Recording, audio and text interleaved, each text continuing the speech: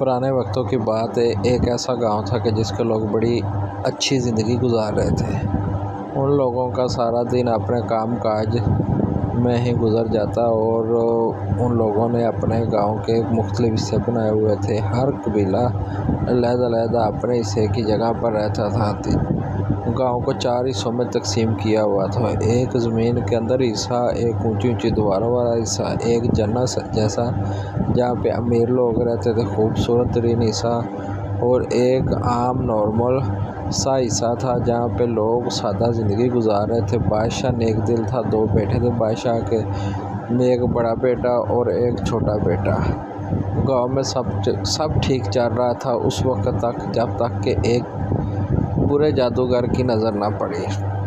لوگ اپنی عبادت میں، اپنے کام کاج میں مصروف تھے، لیکن ایک جادوگر ایسا تھا کہ جس کی اس گاؤں پر نظر تھی۔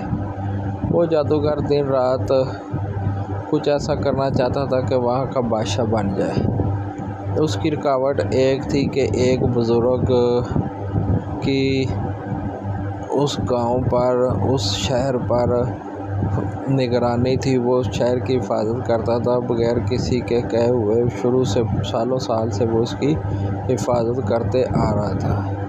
جادوگر کسی نہ کسی طریقے سے اس سے پاورفل طاقت کو اپنے کنٹرول میں کرنا چاہتا تھا۔ جادوگر نے چیلنج شروع کر دیے اور اس نے کہ گاؤں کے کچھ لوگوں کو رشوت دے کر اپنے ساتھ بلا کر گاؤں کی خامیوں کے بارے میں جاننا شروع کر دیا۔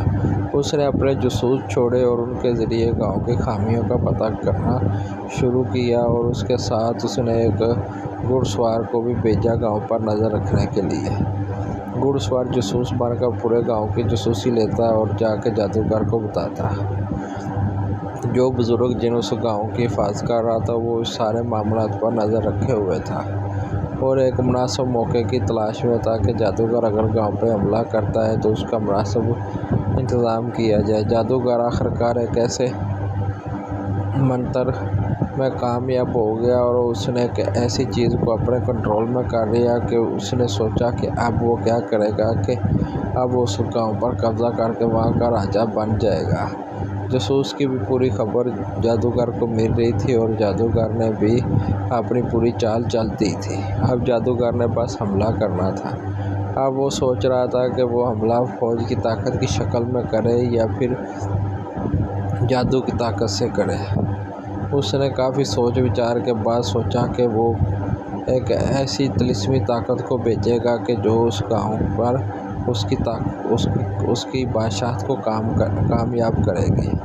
اب جادوگر نے اس طلسم کو کھولا جس پہ وہ سالوں سال محنت کر رہا تھا۔ اس میں سے ایک طاقتور جن نکلا اور جن کو جادوگر نے حکم دیا کہ وہ جائے اور جا کر سب سے پہلے اس بزرگ کو قید کر لے یا اس بزرگ کو ختم کر دے جو اس گاؤں کی حفاظت کر رہا ہے، جو جادوگر کے راستے میں رکاوٹ بن رہا ہے۔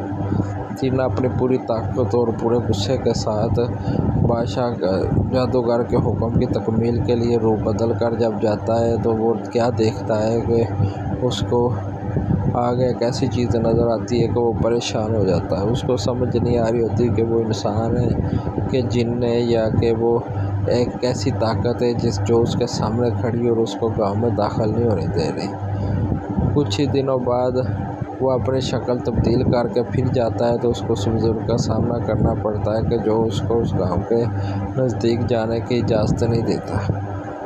وہ بزرگ کافی سمجھاتا ہے لیکن جن اپنی پوری طاقت کے ساتھ حملہ کرنے کی کوشش کرتا ہے۔ جن غصے میں آ جاتا ہے اور کہتا ہے کہ تم میرا کچھ نہیں کر سکتے۔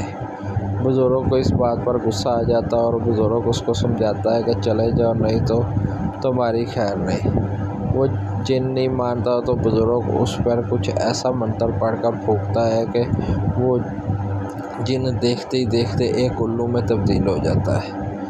جن کو الو میں تبدیل کر کے جن کی یادداشت ختم کر کے وہ اس طرح کر دیتا ہے کہ وہ ایسی لگے کہ وہ جیسے پہلے دن سے ہی ایک الو تھا۔ بزرگ اس چیز پر خوش ہو جاتا ہے کہ اب جادوگر ساری زندگی انتظار ہی کرتا رہے گا کہ اس کا جن واپس کیوں نہیں آیا۔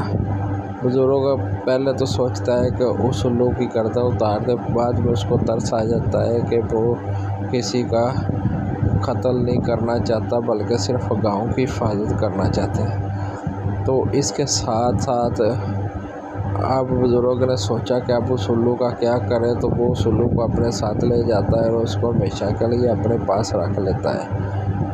اس طرح جادوگر کی سالوں سال کی محنت ضائع ہو جاتی ہے اور گاؤں میں خوشحالی اور اچھائی ہمیشہ قائم رہتی ہے۔ مگر گاؤں والے اس بات سے انجان ہوتے ہیں کہ ان کی حفاظت پر ایک بزرگ مامور ہے جو کہ کسی نہ کسی وجہ سے بغیر